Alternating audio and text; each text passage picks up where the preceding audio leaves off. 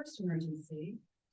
They only gave us 4 little cream cheeses for. Good morning, good morning. Good morning. Hello. How are you this morning? I gotta steal the seat near the outlet over here. Got to plug up well, I did forget it. I plugged in one of those outlets you have to have a switch on for. Oh, you didn't turn the switch When on? I was working from home, you said I forgot to plug it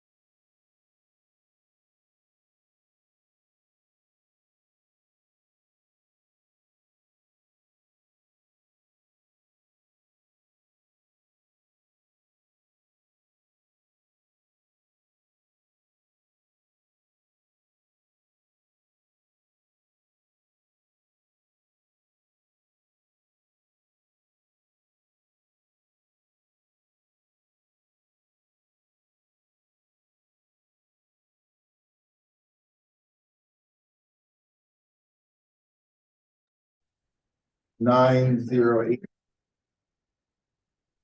We're going to call the meeting to order at 9:08 a.m. Good morning, everyone. It's great to have you here. And actually, this is my first time presiding over this body. 9:08. Somebody call the meeting to order at 9:08 a.m. Good morning, everyone. Glad to see you here. If I could really duplicate myself this morning. All right.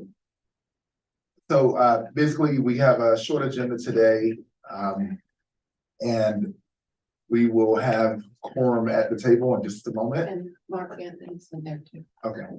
As soon as we have quorum at the table, we'll go ahead and call for the approval. Ladies and gentlemen, I'm usually late, and I didn't realize the anxiety I give my colleagues when I'm late. So, this morning I was on time, and I felt what it feels like. So I'm not going to be late anymore. All right. Thank you.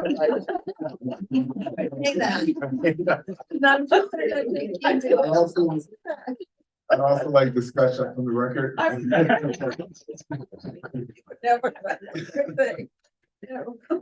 All right, first item on the agenda is approval of the draft joint city county meeting minutes given by the county clerk. This is dated from December 12th. Second. All right, it's been moved and seconded. All in favor? Aye. Right, moving along. Item number 2, this is planning for climate change. The City County Environmental Affairs Board. Presenting will be our chair, Jen Kerrigan. Talking about the recovery and resiliency coordinator in Central Pines Regional Council, Langston Alexander, also board members. And I'd like to thank Councilmember Risk for who's an alternate to the board for initiating getting this on the agenda. So good morning, Jen. It's good to see you again.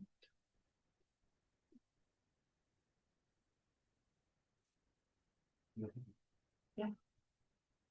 Sorry, I was following the protocol of past times, but we have to pass it. Come on. So, Right. Good morning, everybody. Thank you for having the Environmental Affairs Board here today. My name is Jen Kerrigan. I'm the chair of the Environmental Affairs Board, and I've also brought with me Langston Alexander, the Regional Resilience Coordinator for Central Pines Regional Council. Since we have a local expert on climate resilience, it's still people to do that. you should move that mic. Yeah. Is that better? No. Just you can twist it up. Yeah, but just make sure folks online can hear you. Is that better? Oh, much Okay. better. Thank you. I forgot there was spoken on. Sorry. So we have about 20 minutes total today, but we are going to spend the first 10 minutes doing a presentation and spend the next 10 minutes in discussion. Our goal for the presentation is really to level set on what the effects of climate change will be in Durham, talk about what climate resilience would mean for Durham, and then open up with the EAB's recommendations for that. So very, very quick presentation. We have tons more information if you have further questions. Okay, so again, to level set climate change hazards in Durham. The world is on track to increase in temperatures by about 2 degrees Celsius. That translates to about 35 degrees Fahrenheit. All 35 of those degrees will not be in Durham, but Durham will get a lot hotter. The biggest effects of climate change for Durham will be extreme heat, flooding, and drought. So what extreme heat looks like for Durham is overall increased temperatures. It also means the nights will get warmer, so the air can't cool down. And it also means an increase in the number of days of over 95 degrees Fahrenheit. So about 50 years ago, residents could expect any given year not to see any 95-degree days. Right now, we're about 30 95-degree days a year. It's projected to be around 95 degrees per year. So overall, one of the biggest effects we will see in Durham is extreme heat. And with extreme heat comes changes in weather patterns.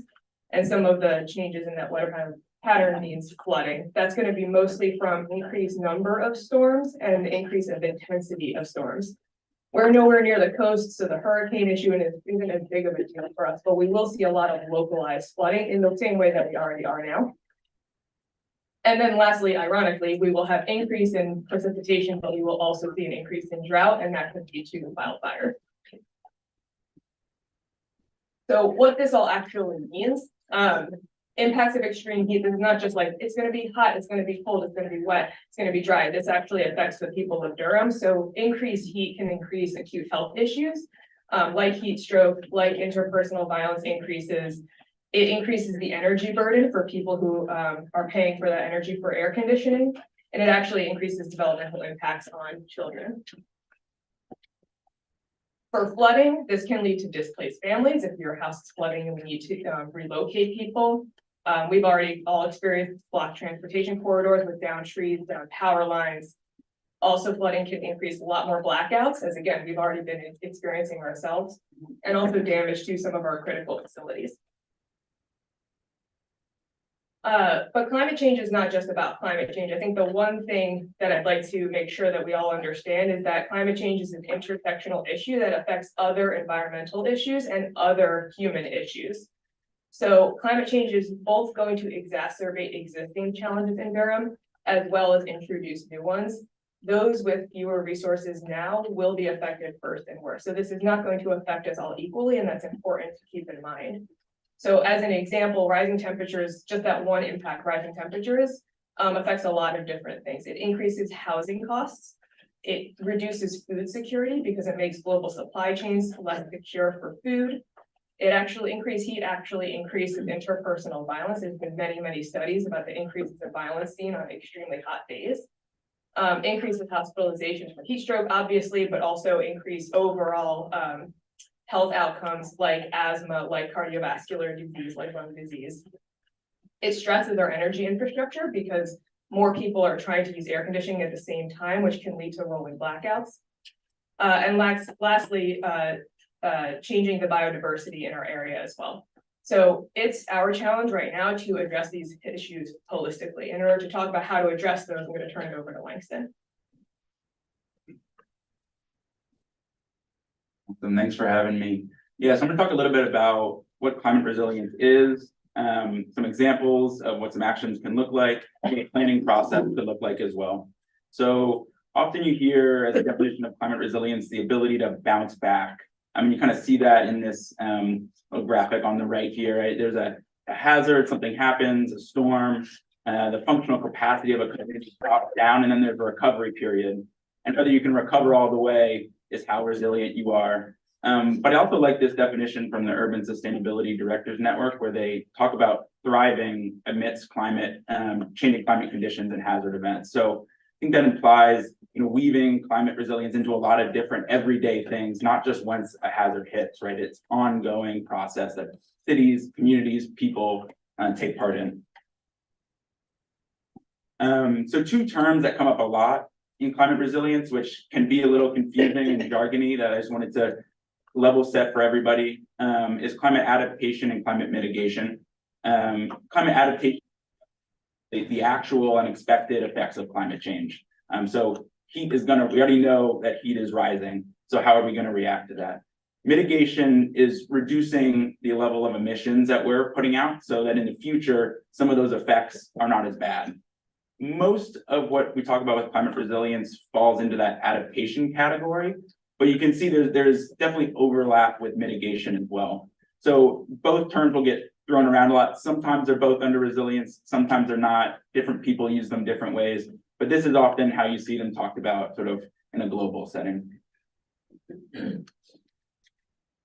So what do resilience action look like?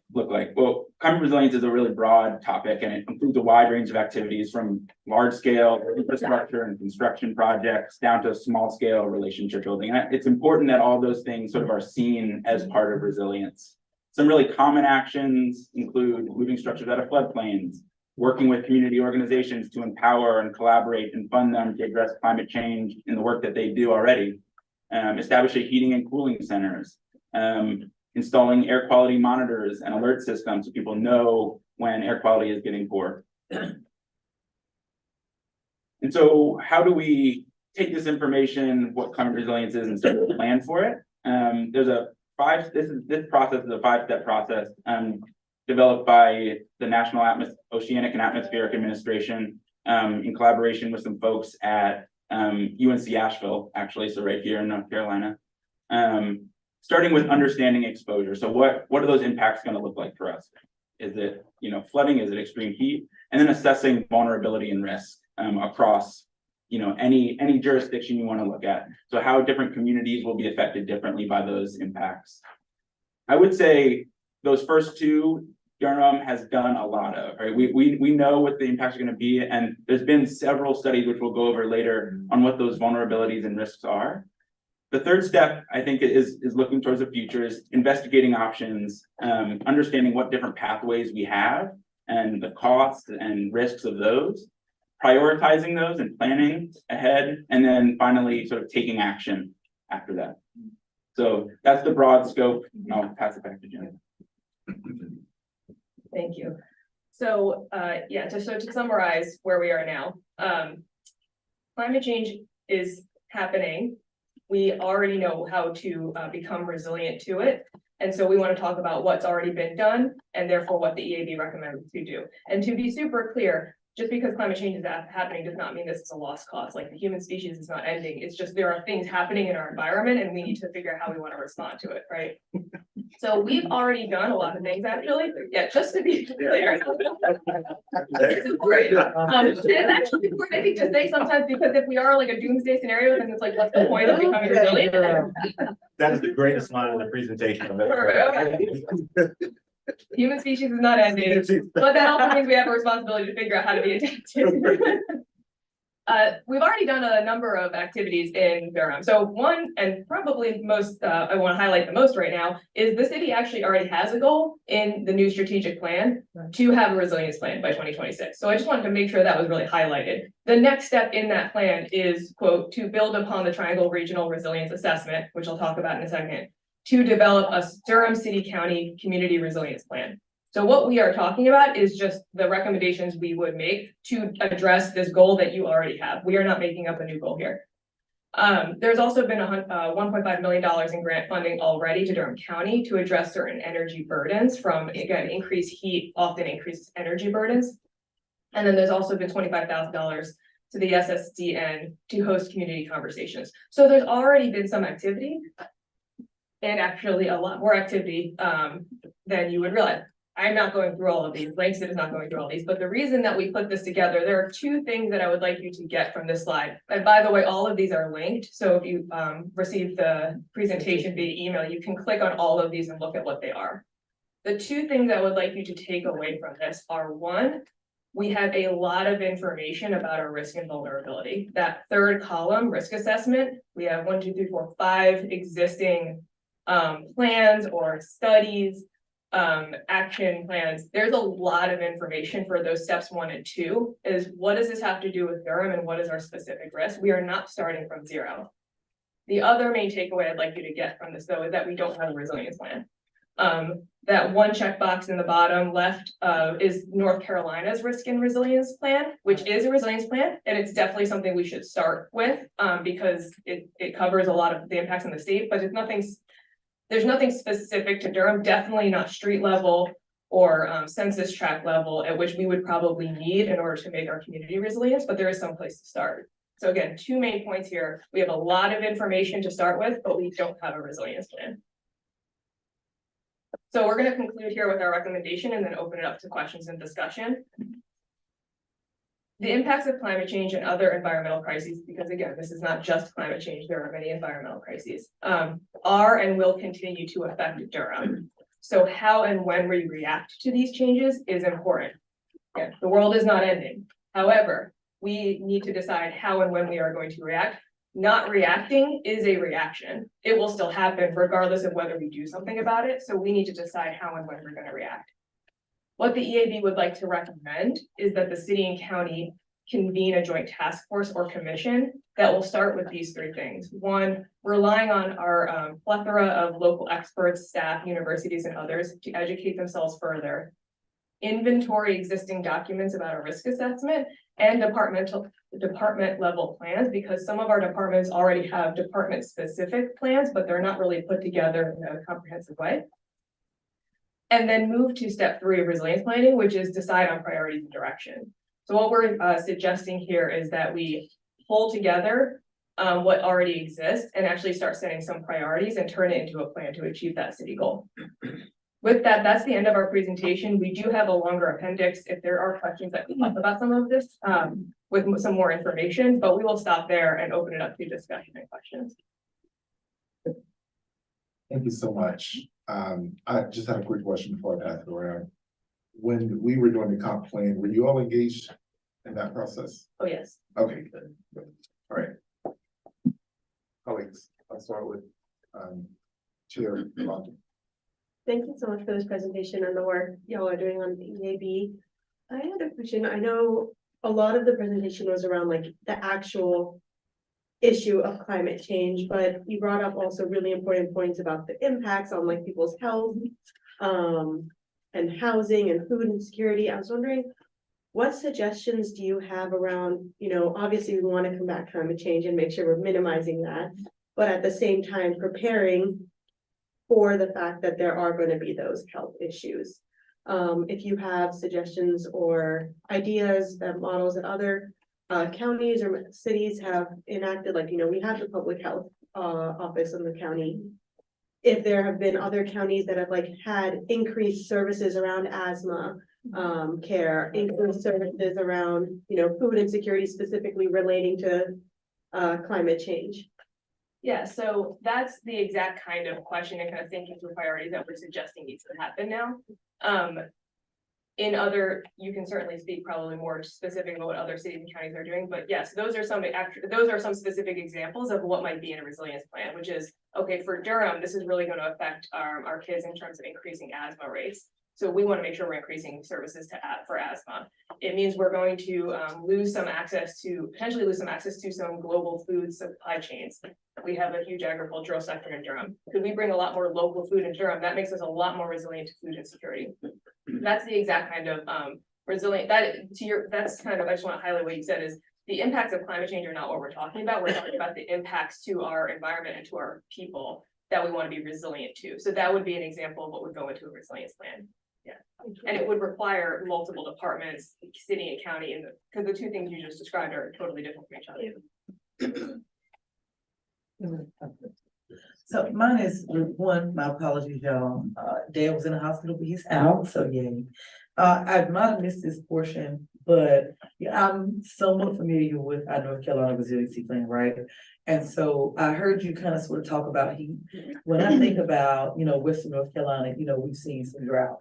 We've seen fire. When we think about Southeastern North Carolina, we think about infield flooding, saltwater intrusion, you got your hurricanes, and we've had some fires in the Northeast. So there are these other like really these huge external factors that the rest of the state is kind of dealing with in their own little pockets that are not very niche to Durham. So outside of heat, is there, and not that he's not a big one, right? Like I like the correlation, like when we look at, you know, like my home county, Bladen, Columbus, you see these, a lot of this asthma is not just heat.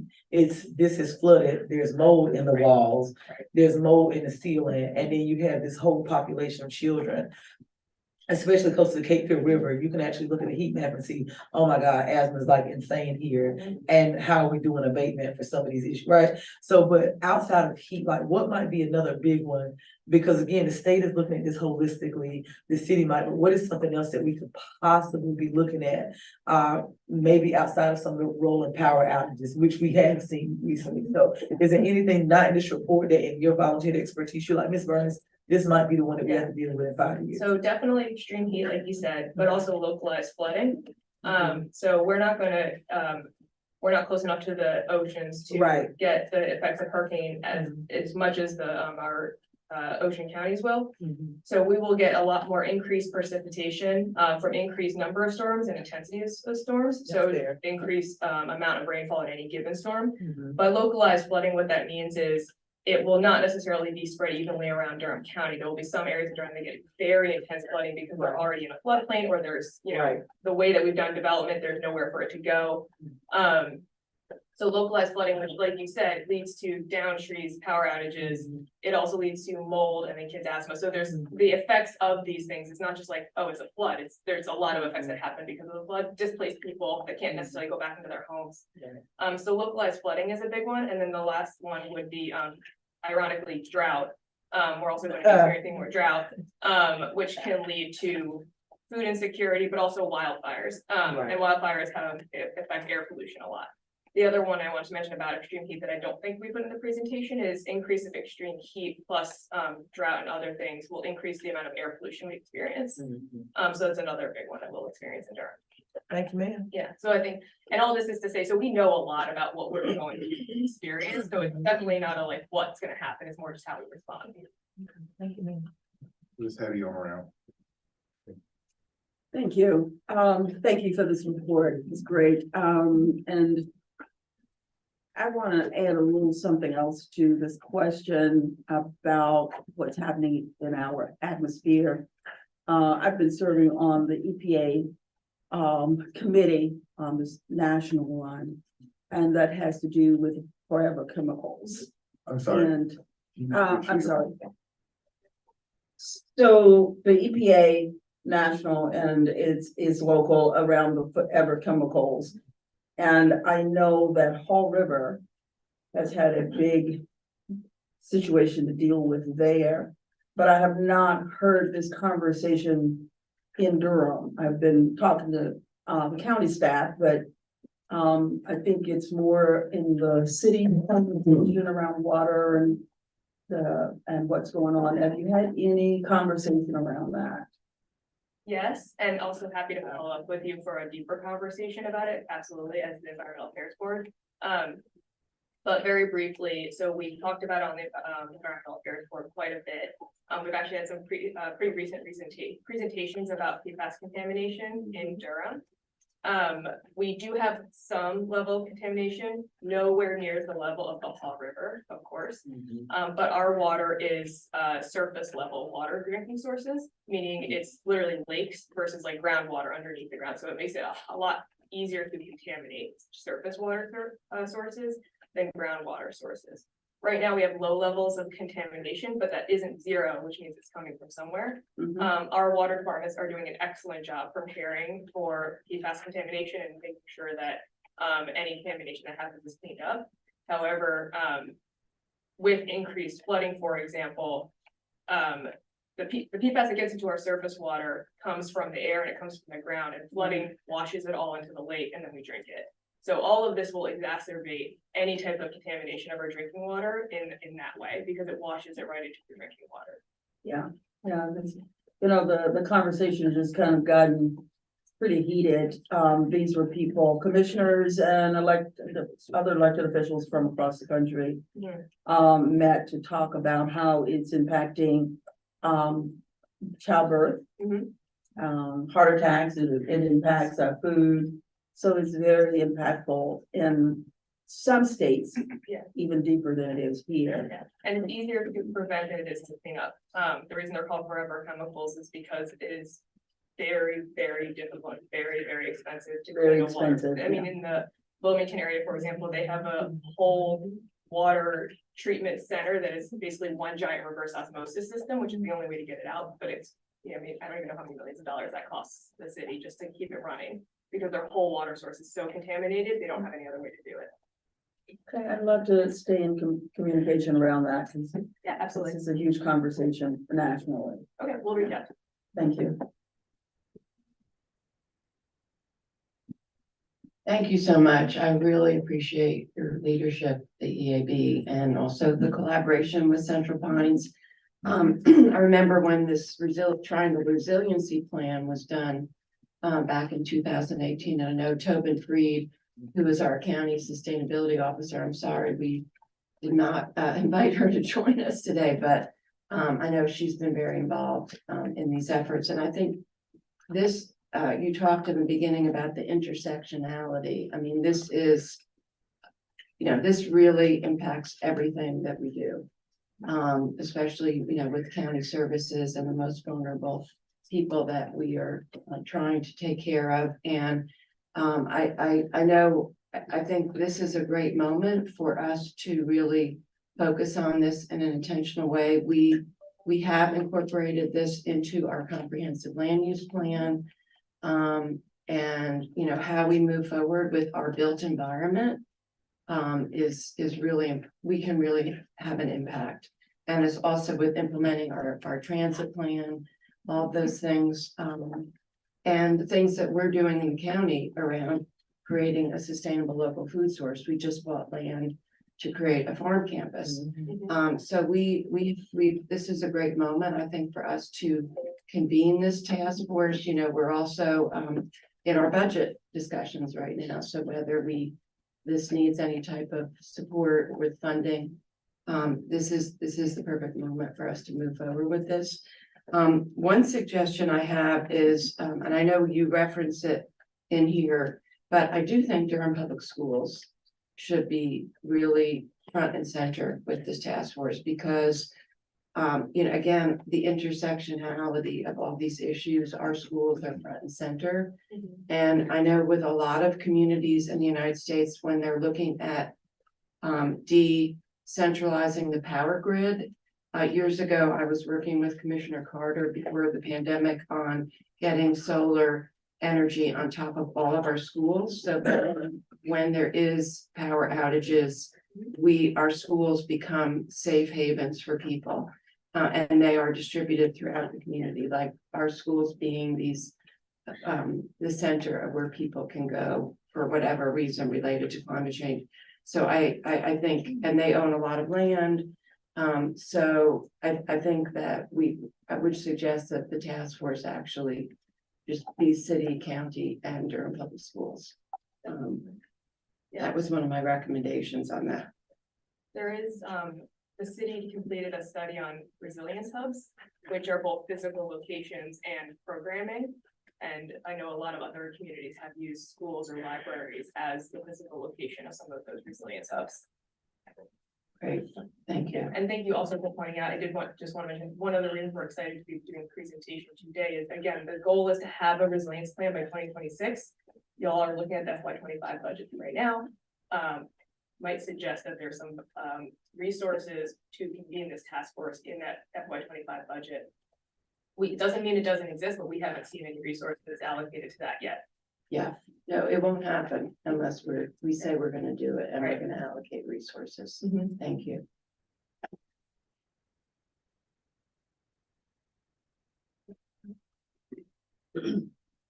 Thank you for the presentation. I just wanted to say the same thing around the schools. And then secondly,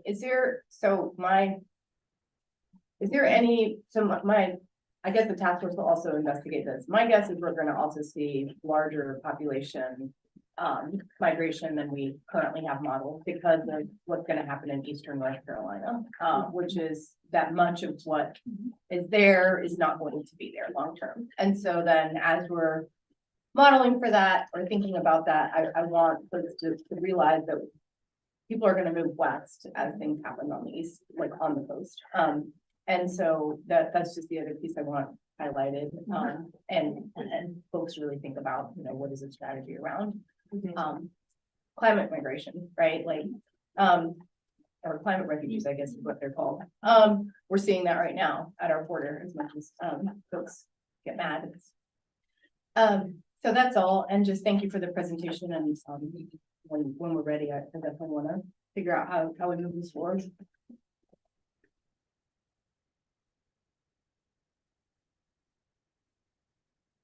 Thank you, Mr. Mayor. Thank you, colleagues. Good to see you all. And thanks for a great presentation. Just a couple of things. Very happy that it's on our radar for resiliency plan and that we tagged in the comp plan. I was thinking back, one of the first conferences when I got elected that the mayor at the time asked me to attend was a resiliency conference with a staff. I cannot remember the staffer who went with me, and forgive me for that. And one of the things that was encouraging that I learned at that conference was that there are pieces of policy that we're doing that, although may not appear under the rubric of resiliency, are pointed towards it.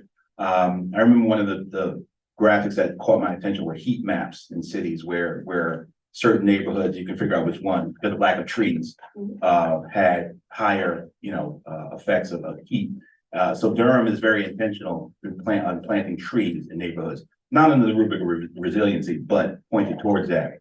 Our protected bike lanes, encouraging folk to use Go Durham, by the way, to use our buses and to walk and other modes of transportation, again, not under the rubric of resiliency, but pointed that way. So I guess the good news is that there are some things that we're doing, although not under that name, that are pointed towards that, and to lean in and be intentional about bringing it together. And I thank you, Councilmember Riss, for pushing us to lean in on this. I pointed that way, so I'm very encouraged about the task force.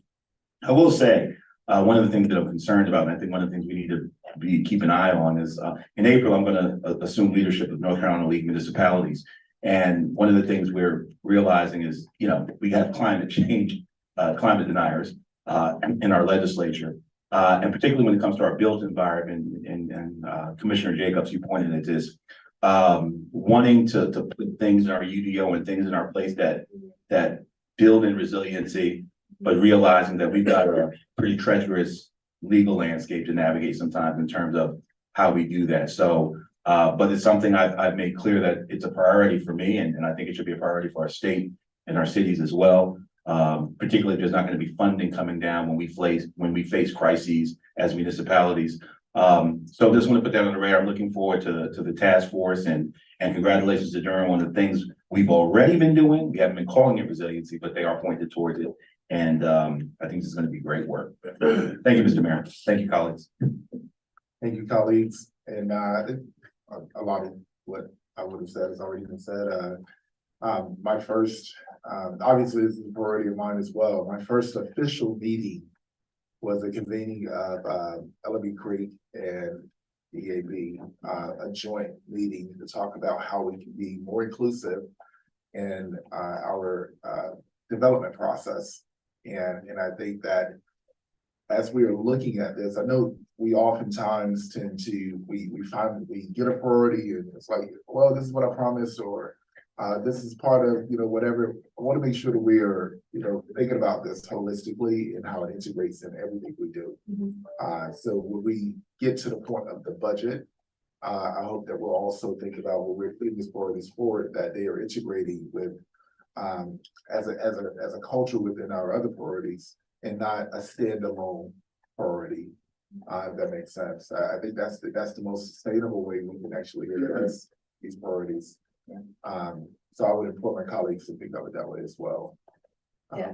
And I'd just like to add to that then, again, so to my knowledge, doesn't mean it doesn't exist. To my knowledge, there's no funding line anywhere in that FY25 budget right now that would support a task force like this. And I want to support our staff who may be watching this and be like, oh my God, but if we're going to do this, we need some funding behind this as well. So I just want to elevate the fact that it would be what I would like to ask, the EAB would like to ask of you all is thinking through who might convene this task force. Is this a task force of a commissioner and a council member that kind of convene it together at the elected official level? Is this something that we put as staff to convene? Either way, it's going to require funding behind it for the convening.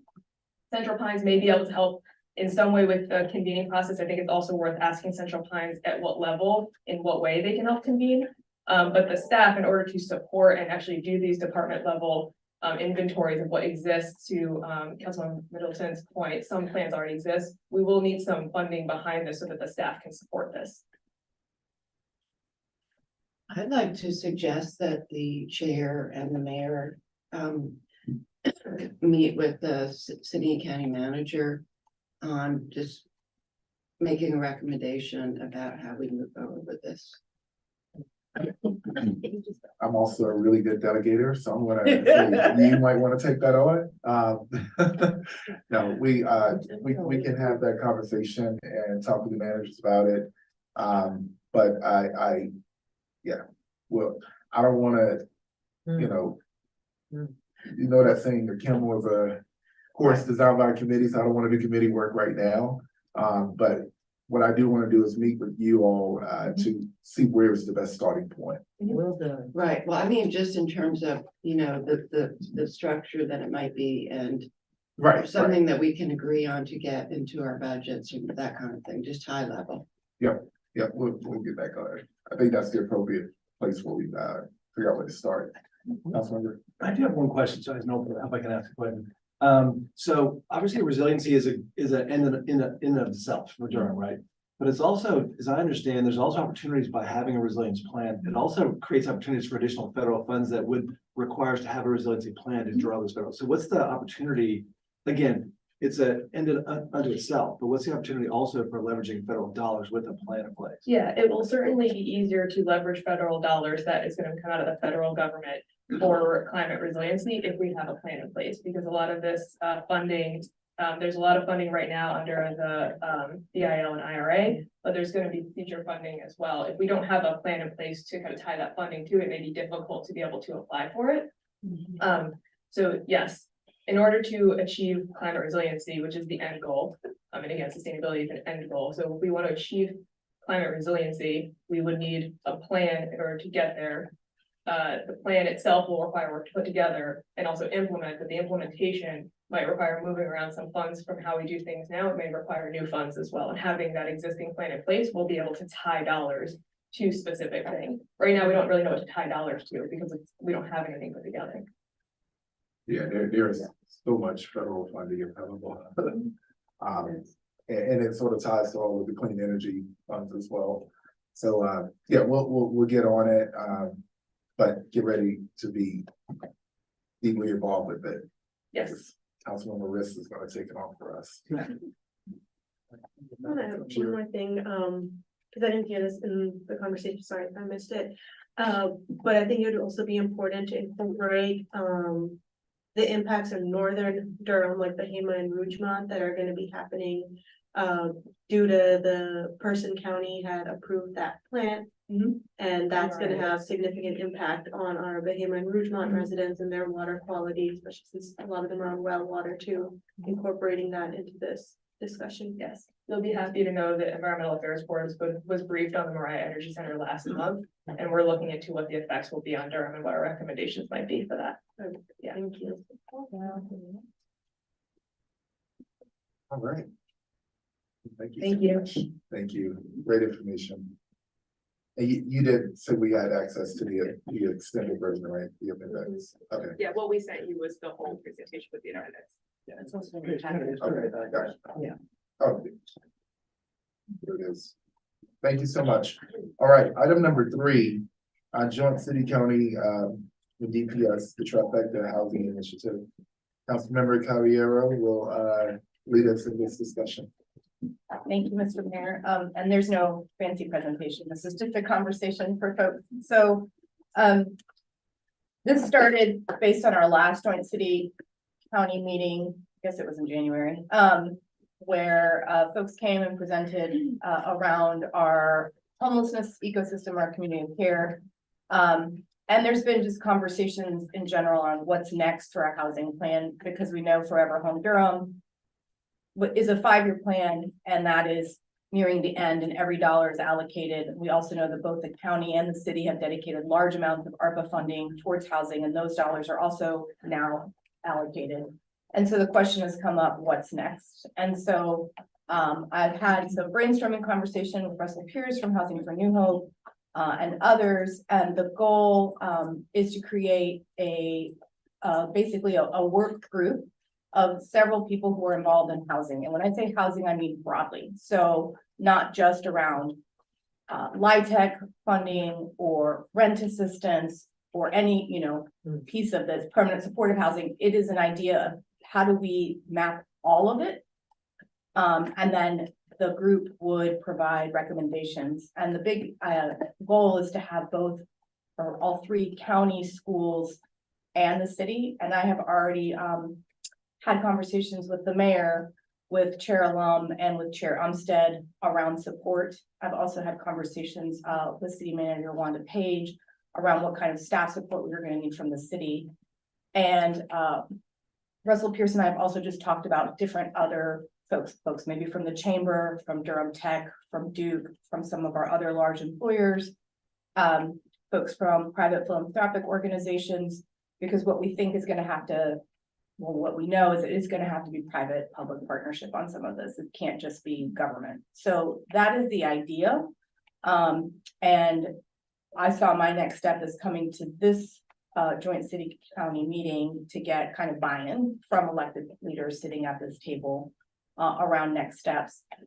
The mayor, Chair Alum, and Chair Umstead have all also agreed to write a joint letter, which goes right in for them, to call on folks when they're invited to this working group. Just from like the get, we already know that we're a unified front on it, and so that will kind of maybe put some pressure for folks to say yes. Because I think a letter or an email inviting you that involves all three of our leaders from local boards is a signal to the community about how important we're taking this. So that is the idea and suggestion. Happy to answer questions. Russell is here from Housing for New Hope too.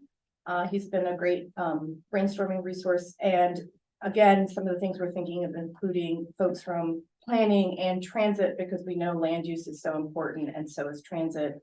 And including folks, somebody from DHIC and from for-profit development world, because we know all of those voices and perspectives are going to be needed to move us into our next housing initiative. Thank you. Thanks. Any questions? Yes. Just want to say thank you to Councilmember Caballero for taking the lead on this. I 100% support this, and I'm happy to help it anyway. I would also suggest looking at Mecklenburg County and Wake County have developed comprehensive housing plans that involve both, all the governments. They have come up and that are involving every stakeholder, public-private partnerships, foundations, looking at every single tool. In terms of, I know you mentioned city staff, I think on our side, county staff that most interface with housing needs would be somebody from DSS and also for somebody from our justice services. That's where we are providing transitional housing through our justice services department for folks who are re-entering. I think the invitation letter is a fantastic idea. Years ago, before I was a county commissioner, I got an invitation letter like that to serve on a prepare meal tax committee, and it definitely had an impact on me to participate. I think that's a great idea.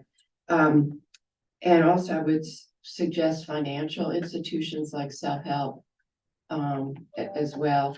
Are you also, I heard you say looking at like a needs assessment, kind of like assessment of what we might have. Could you talk a little bit also about, will we assess like publicly owned land? Also DHA, how would they be involved?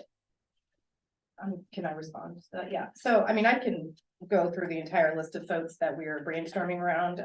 The kind of goals are identifying existing and future needs, naming gaps and identifying resources, clarity on housing needs around workforce versus senior population. And yeah, to your point, yes, mapping publicly held land would be a huge piece of it. What we're imagining is within this bigger group, because we know that folks' time is precious. The bigger group would only convene every few months, but people would then be assigned certain subcommittees based on their expertise. And I think my next step is to meet with Commissioner Alum and just figure out from the county manager side, who are the folks necessary from the county. DSS was mentioned. Yes, DHA would also be somebody at the table. There's, at this point, I have a list of between 20 and 25 either people or organizations that we are considering including. Right. I'm happy to share that once it's formalized. Okay, that sounds great.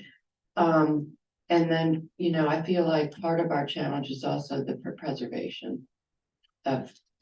Yeah, I mean, one of the other folks is DCLT for that reason. Yeah, so we're really thinking broadly on this. We're not trying to think because what we hear, and this is later on, we're gonna have a conversation on rent assistance. Rent assistance is one component of a housing strategy. Right, But if we don't have a clear plan right, that is inclusive of all the different housing needs that we have, we're just gonna keep being, I think, siloed, which is what I currently see. right. I don't think we're going to succeed long-term if the county, which you had two excellent projects on Main Street, but if y'all are doing this and the city's doing this, and the schools are Absolutely. also struggling on workforce housing, we know Durham Tech is too, and so is Duke, there's no point and we're not gonna be successful. So that's essentially the goal. Right, right. It sounds great. Thank you so much. You're welcome. Commissioner Howard. Okay. Thank you, Javier, for this, taking this initiative on. One of the things that I'd like to recommend, we're not in a silo around this whole conversation. And the National Association of Counties have done this, a whole bunch of research and analysis for all the counties, and they have a toolkit online. So if we could get some of the interns to just pull that apart to see what are some of the things that are recommended in that research that has been done, and it would be useful for us. Thank you. All right, any other comments? I just Great. wanted to, just make sure that people with disabilities aren't left out of the conversation. Thank you. Moving on to number 4. Item number 4, eviction, status of eviction diversion in Durham. Welcome, it's good to have you all here today.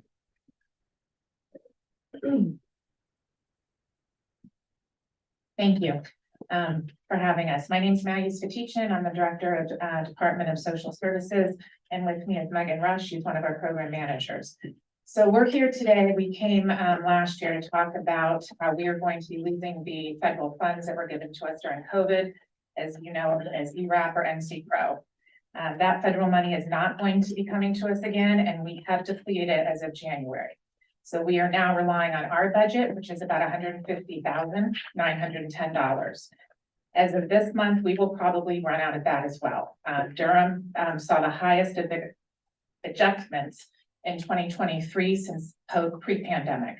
So December truly took all those funds. And by the end of this month, we're estimating that we will have nothing left in our eviction diversion, which is again about 151,000. To make us whole through the end of June, which is about $2,000 per family per applicant, we would need about $320,000. Otherwise, we will not be able to sustain eviction diversion program. So I'm going to turn it over to Megan because legal aid and us work very closely together, representing and financing. And Megan met with them, and we have come up with a plan beyond June. But for now, June is also on the table that we have to make us whole for that. Megan. Good morning. Morning. So when I talked with Sarah Diamato in length last week and that was even before we realized that our funding was being depleted this month. I think we did approximately 40 approvals just this month in eviction diversion, and that's roughly $80,000 in 1 month of approvals. And pre-pandemic, we were doing 100 approvals for the whole year. So that's a big difference. And our county eviction diversion funds are now being utilized so much more with the federal funds not being available to us. So speaking with legal aid and trying to figure out how to proceed if we do have funding for the program, we realized that one of the biggest things that we need to do is work on our efficiency and processing cases faster. One goal is, or the main goal is to assist families and individuals prior to getting into eviction court. So we have eviction diversion funds that can be used if you're 2 months behind in rent. And then we have other smaller county pots of money that we can use if you're just 1 month behind. And one of the things that we're working to do is to merge 2 teams. So we have more social workers that can assess for the financial assistance, that way hoping that that would expedite processing. If, a lot of times what we see is people are coming to us for assistance, and by the time we get all the documentation, get all the verification, the check is cut, they're already in court. So we want to try to get the assistance to them before a court filing can be made. That's going to be a big challenge for us though, because they might have, once you're late, it doesn't take much before a court filing is done. So we want to make sure that individuals know to reach out to us if they do find themselves behind with their rent. And then if they are in eviction court, we want to work really closely with legal aid and create a referral process. So they are referring their clients directly to us when they have somebody who's in eviction court with a filing. So then that way we can try to speed things up, get their approval process if they're eligible, and prevent them from actually losing their housing. So a few of the proposed changes that we thought were important to note. Currently, we have sustainability as a factor with our policy. You have to be able to be able to sustain your housing expenses. So if you don't have a job, it's hard for us to be able to provide financial assistance to you because the next month you're still not going to be able to pay your rent. Right. And so one of the things that we did recognize is that if you lose your job and then you contact us within 30 days, we can waive sustainability. So that's one of our proposed policy changes that we think would be helpful for our clients, because a lot of folks, that is a reason why they might not be eligible for the program. We also wanted to open up eviction diversion to those who are 2 months behind in rent and not just in eviction court. Because we also see landlords that are waiting months and months before filing for eviction, but yet they're still accruing late fees, still behind. So we want to have our eviction diversion funds available to those who are just 2 months behind or find themselves in eviction court. Also, for those who are in eviction court, like I said earlier, we want to work really closely with legal aid to improve our communication with them. They're going to refer their clients directly to us so we can streamline that process and hopefully with the goal of making that processing time much quicker. Also, we recognize that our clients who are coming to us needing eviction diversion, they might be great candidates for other programs that we have at DSS. Right. So we want to make sure that we're going to make it mandatory that you are referred to the Work First program. And if childcare is a barrier, that we're referring you to our childcare subsidy team. We already do make referrals, but we want to put something in place that's a little more part of our standard operating procedures. But this is a requirement for our social workers to make those referrals and get them connected to various resources that might be their barrier in maintaining their housing. Let's see. And we are also, while we're looking at eviction diversion, that's the big program that we're looking to revise at this time, but we're also looking at the other rental assistance programs that we have. We have county emergency assistance, which can be used for any kind of crisis situation, which does get utilized for rental assistance. And that dollar amount per person is only $200. So we're looking to see within our budget if we can increase that that amount. That would also be of great help, as well as looking at our county TANF program to see if we can adjust that policy as well, so it could be of greater assistance. That is all I think I have. Are there any questions? Thank you so much. Councilman Caballero? Thank you, and thank you for giving us that update. Just a couple of things. So I understand now we're in crisis, but long-term, do you feel that, so I guess a couple questions. What, if I'm a person who's coming in, do I have to show proof of income and do I have to show that I'm on a lease? Yes. Okay. How do we support undocumented, residents and others who may not be able to do that? I think one of the successes of, the rental assistance from the federal government is that they changed those rules. It started with those rules and then those rules changed. And so how are we helping residents? Often our most low-income residents aren't gonna have that. Right, so undocumented, within our county programs, you can still receive the assistance, so that's not, a qualifying factor for them. And we are really open to how we can verify your income. If it's if you don't have pay stubs, if you're paid under the table or you're paid cash, we can get a letter from your employer. And at the very least, what is it, a self-attestation. Okay, so we do is- accept that. Okay, thank you. Mhm. Okay, so that's all good to hear, because there's basically folks don't feel like they can go to DSS. That's a huge barrier. And I Yeah. think it's one of the reasons we had to hire care navigation teams, Mhm. both the city and the county with our ERAP funds, because word on the street is don't go there. Mhm. And I think y'all are well aware of that. And I guess ultimately, would it be worth considering moving like rental assistance or whatever out of DSS and into a standalone, like a separate nonprofit?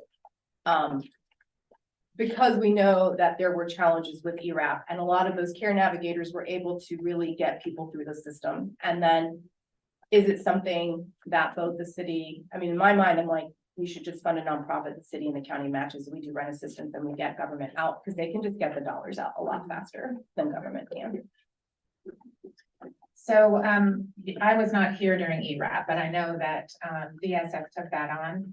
That was asked of them, and it's not something that we do internally. That's not one of our mandated services. So I do understand that there were some issues with that, but I do wanna commend the team that they did it. As far as doing a nonprofit, I think that that's all up to you. I do think right now with rental assistance, we have looked at other agencies, and right now, everyone pretty much agrees that we should continue to do it because we have the system in place. But if you're looking down the road at doing a nonprofit, I can recommend that as well. Thank you, that's all, thank you. Commissioner Burns. I will do my best to be brief, and I can tell you right now, I'm gonna fail at it. Love we What was can your do last name? Thank you, sweetheart. Y'all see Leo got red glasses like me, you want. I got my first. What's your last name again? Russ? Thank you. I don't know why I was saying Josh, but okay. Mr. Russ, before we kind of sort of start with some of this, I wanna, one, I did read over your document and I'm thankful. Because some of those best practices are what we're seeing nationally and it's kind of sort of what we need. It's what we need to put in place. I do want to comment on a couple of things. And this is me putting on, I was about to say something real. This is me putting on my work hat. Durham was the fastest county to get their money out. So let's really set the record straight about what DSS was ready to do. If anybody wants to know about whether or not the money got out faster than any other county, by all means, come to my office. I will give you receipts. So that's the first thing. So Maggie was not here, but that is the case. It is also the case for the state of North Carolina that we were ranked in the top 3 consistently with Virginia and California in getting our ERAP and coincidentally what it was first called Hope Funds Out. And this was before ERAP. This is when the governor had the foresight to take $67 million of CARES Act money. And the reason why it was given to Durham County, because Durham County, much like Mecklenburg and Wake County, had pre-existing programs. So there was no need to reinvent the wheel. I can say for my staff, one of the things that we're most proud of, again, outside of the state having receipts, the county has receipts, no tea, no shade, all to y'all shade, we still do not know how many people were helped in the city program. We've done public records requests, I've had staff to ask, so we actually have no idea what that was. We know what the parameters were for us, whether it was 9 months in arrears, 6 months in arrears, 12 months in arrears. To this day, the nonprofit that was subbed out for the city, we have no idea what those guidelines were, nor how much money was given out and how many applicants were helped. I'm looking at affirmative nods from at least 6 staffers on both sides, so let the record stand that I'm correct. I also want to go back to How are we making sure that outside of the wraparound services, I did see that somebody said that Mr. Pierce was here when we did our homeless services, advisory committee, update. One of the things that we're seeing, much to some of the recommendations you made, as soon as that 2-year rapid housing, funding ends, people say, okay, I don't want housing no more, because they have not been in a position to maybe set themselves up for success post month 24 to be able to pay this. So I do like the fact that we have now put in our SOPs, not these like mandatory work minimums, but let us help you, because if childcare is the barrier, if work is the barrier, we want to be in a position and a posture to help you. I do want to throw out there, how are we working with the courts, specifically AOC? I don't want it to just be like Durham County Court, or with our Sheriff's Association. One of the things that was really beneficial with Hope, I know because I did the training, politics aside, I was happy with the fact that I could sit there, AOC with Justice Nugent, and be like, look, this is just as big a problem in Durham as it is in Surrey and Halifax. How can we train your clerks to say, all right, when this piece of paper comes in here, let's stop it and send it to Durham County first. When this piece of paper comes in here, let's stop it and send it over here first. Same thing with the Sheriff's Association, when that paperwork comes in them, because they're the ones serving it. Are we in a position to say, and he's not here to defend himself, but I can actually say that was one of the really great things that we had about Sheriff Burkhead. When the paperwork would come, he was in a position, if they put it on the door, he actually put DSS information on the door. And at the same time they did the service, they said, you need to be able to go here and do, and you need to be able to go to DSS and do this. And also here's the paperwork for legal aid. So I do want to kind of throw in there, how are we working with our administrative office of the courts? How are we working with our clerks, and how are we working with our sheriffs? Because a lot of times, we look at those spaces as if they can't be helpful. And it's really proven that during Hope, during ERAP, that they were in a position to say, before this is filed, did you go over here to DSS? When the sheriff says, before you do this, did you go over here and put this paperwork in? And I would like to see them kind of sort of filter into this process as well. And I will stop there, but again, and also if I had to do another public records request, I'm open to do so, but I would love to know outside of the county, how many people the city helped with that nonprofit. And I'm gonna go, I will stop here. I do not personally feel like we need to sub this out to a nonprofit unless we can come up with some regulations that both the city and the county can agree on. Because in Durham specifically, there was a time where the state, the city, and the county was running 3 different programs. I think if Carmisha was in here, if it wasn't for me working with her, I would have never been in a position to execute an MOU. So that we didn't have a duplication of benefits. And that's how we saw the additional harm done, because we ran out of money because we couldn't help people. And there's only one city that had to give money back for ERAP, and we sitting out in there. Thank you. Thank you, Mayor Pro Tem. Thank you, Mr. Mayor, and I'm sure our staff has noted Commissioner Burns' queries and will respond accordingly. I want to also say, well, I'm glad that we are flexible and have agility in terms of documenting income, but for the record, the city of Durham is not encouraging under the table payments. Just want to say that on the record, that the government's not for that. I heard 2 things. I heard one, some excellent tweaks to efficiency under normal circumstances, but I think the headline was y'all running out of money.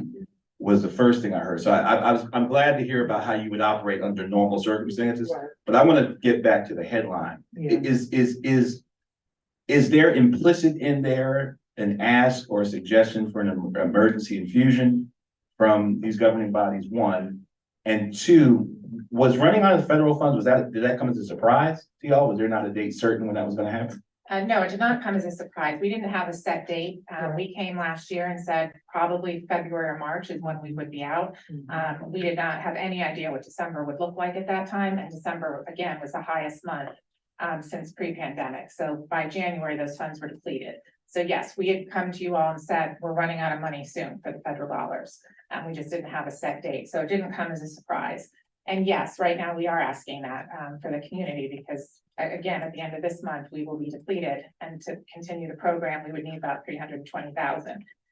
Now, meeting with legal aid, there were 2 options on the table long-term. One was to help less people and give them more money. The other one was to keep it at 2,000 and still be able to help a lot of people. if we do help a lot of people and we don't, cut the number down and we do it at 2,000, we're looking at 1.3 million a year. Is what would be needed funds. Just following up, given the unpredictable and erratic nature of December, what is the calculus that informs 320? How do you know that's enough? I'll let Megan. So 320,000 is based off of February, which is really just the first month that we had county eviction diversion funds being used since NC Pro ended. So in February, we approved about 40 applications, and I say about because we still are approving between today and tomorrow. But about 40,000, keep saying 40,000, 40 applications are looking at being approved at roughly $2,000 per application. Gotcha. So that's where 320 came for March through June. All right. And that would get you through the end of fiscal, Mhm. your fiscal year. Yes. All right. And that's really the only month that we had to use to try to calculate currently what we're seeing and what we would need, because previous to NC Pro funds, it was so much less as far as the need. So now with the rate of evictions, this was the first month that we had with using our county funds without utilizing NC Pro federal funds at the same time. All right. Thank you so much. Thank you, Mr. Mayor. Commissioner Jacobs. Thank you so much, Maggie and Megan. I also want to introduce somebody else new. If you don't, I'm going to put you on the spot to stand up, Val.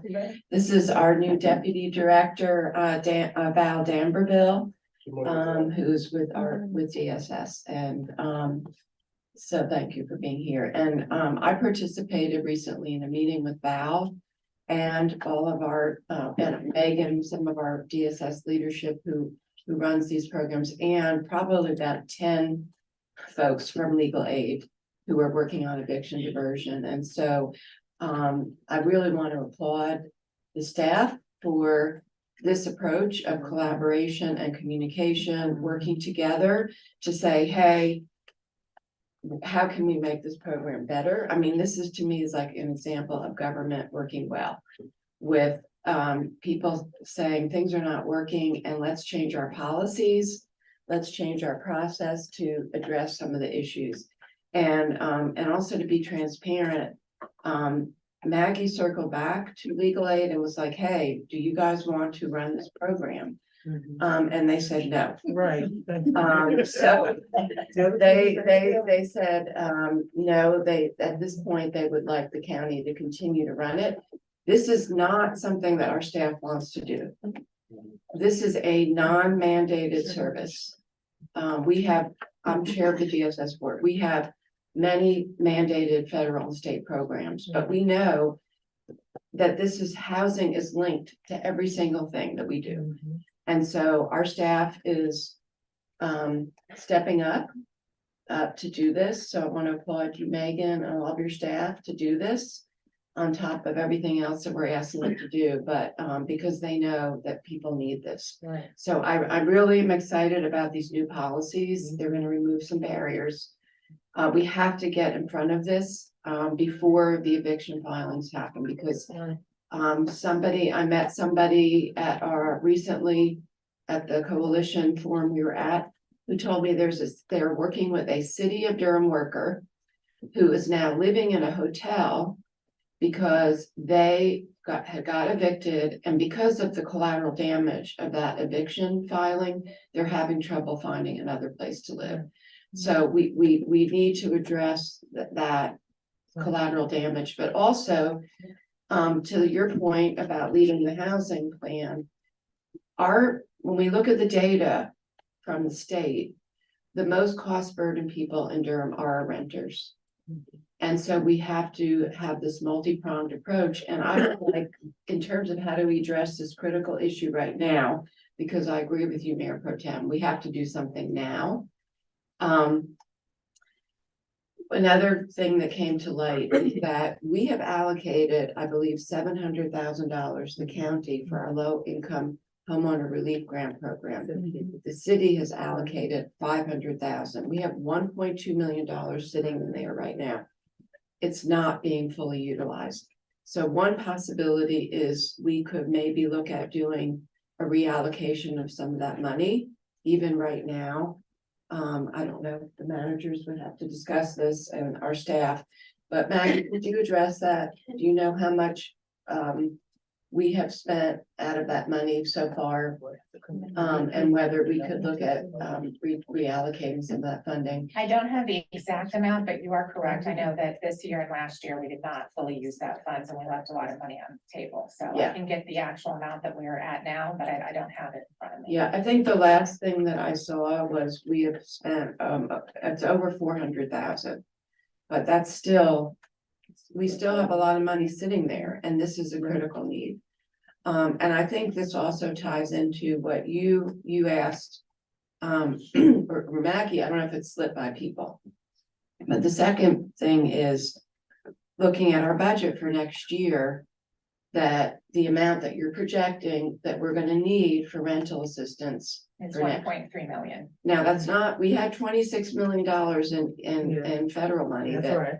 So, So this is dropping the book. so this is a drop in the bucket, Right. but $1.3 million in rental assistance that we somehow need to have consideration of in our upcoming budgets. But I think we should look at this in relation to the low income homeowner relief program and whether we need to look at jiggering those allocations and not, and how we can address this need. I would agree. Is that 1.3 million from the county or is that the collective? Collective. That's the collective, okay. So I guess I would ask again, our leadership, if this is something you can take back, and discuss with the city and county managers. They're right there. I mean, they're right there. Right there. We'll talk about it. They're right there. Yes. Are there any other questions? So Commissioner Jacobs, appreciate your comments. I would urge that we not sort of hit low income homeowners versus low income renters and sort of feel money from one to serve the other. To me, doesn't seem right. I think we need to find other ways to fund this. I would say, and I would love to have a conversation at an upcoming joint city county meeting about the low income homeowners assistance, property tax assistance. It's a key tax justice measure we put in place in Durham. I think the challenge is it's kind of clunky to operate. People have to apply. It's not a very easy process for them to work with. I'd love to see us figure out a way to make that more user friendly. So. Yeah, and let me just respond to that. I'm not saying that we're pitting them against each other, but a budgeting best practice is that, I mean, we have to, our county manager asks departments to do this all the time. If you have money that is just sitting there and it's not getting used, then you have to look at that and see where else can it be used. And we can always every year look and see what we need to adjust, but so anyway, I'm just saying that's just a practicality with budgeting. I'd like to add, I think also, I understand where you're coming from, Carl, and adding in, I think we need to be cautious with that right now in this time of the fact that the tax reevaluation is coming up next year. I would be fearful of moving money from the low income relief program before the tax reevaluation happens.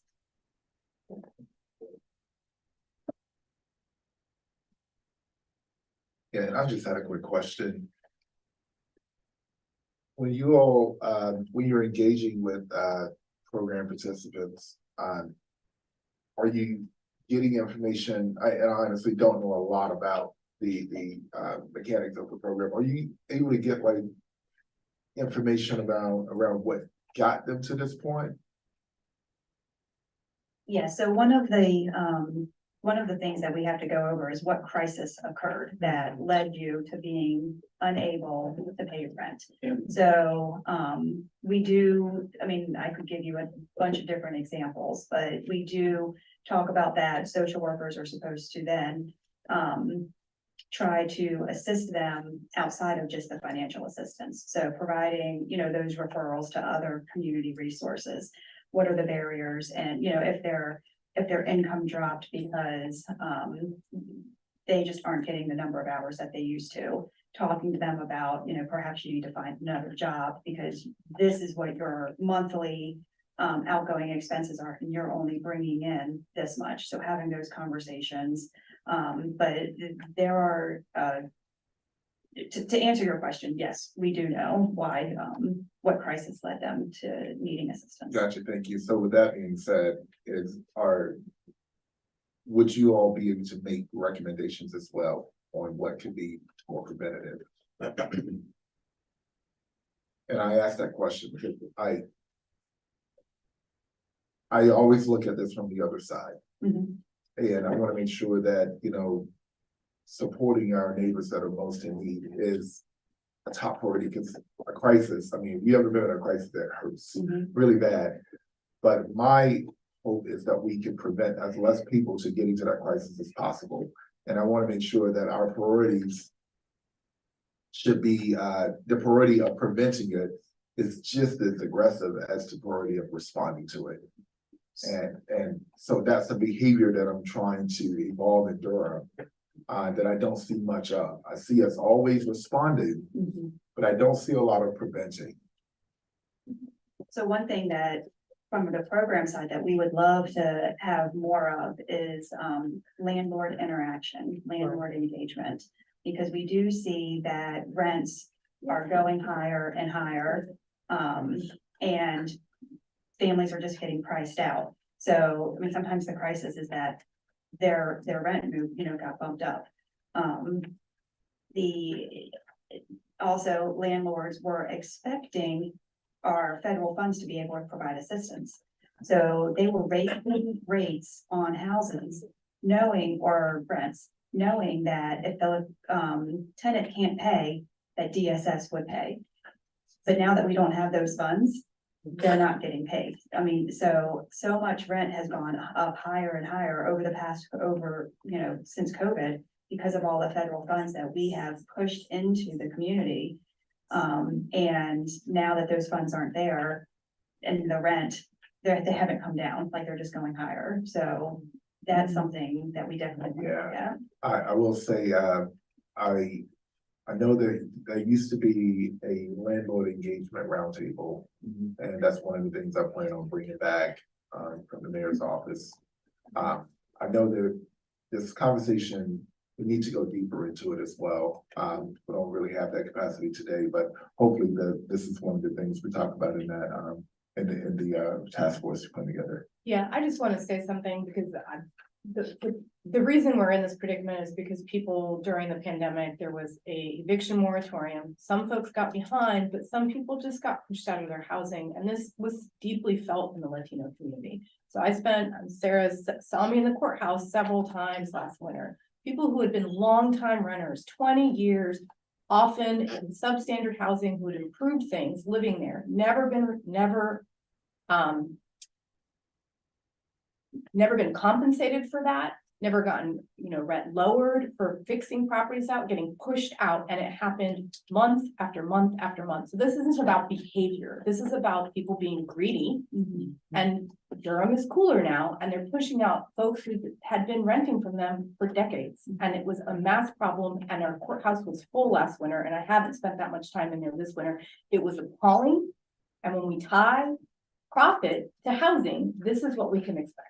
And I'm extremely emotional about this because it was horrible. And there is a specific landlord who literally has a courtroom all to himself every single time you go in there, pushing people out of housing. About that. Mr. Mayor, but yeah, just quickly, something back to the money. And I appreciate my colleagues talking about the source of the money and where we pull it from, but we're the final arbiters of our city and county's business. We can spend money as we see fit. If you've ever argued for moving of empty FTEs from one part of the org chart to another part of the org chart, then there's no problem with moving lazy money either. Money that's not being used from one pot to another, particularly in a crisis situation. If we move money, it does not preclude us from replenishing if the need arises. So I don't want to get caught up in the theater of shell game. This needs to be stabilized. So and I'm glad that His Honor has said that we're going to talk about it and go back to our our respective staff to talk about it. I will say that, you know, Durham, the city of Durham's commitment to eviction diversion is unquestionable. There may be questions about management or whatever, but we write the checks and we've written the checks for years. My suspicion is that that commitment will remain unshakable and steadfast as we move forward, but it's important that we stabilize this fund. So thank you, Mr. Mayor. I appreciate your leadership. Thank you, colleagues. Thank you. And Cheryl and I will speak with our managers and just seek their advice on, they're the one moving things around. Seek their advice on the best way forward. Thank you very much. Thank you. Commissioner Jacobs is putting you to work. I have to open a restaurant in 30 minutes. All the time in the world, right? Colleagues, that is our agenda for today. Our next meeting will be Tuesday, April 9th, and it will be hosted in the Durham County Chambers. All right, and we are adjourned at 10:28. Thank you all so much. The human species will survive. Leo.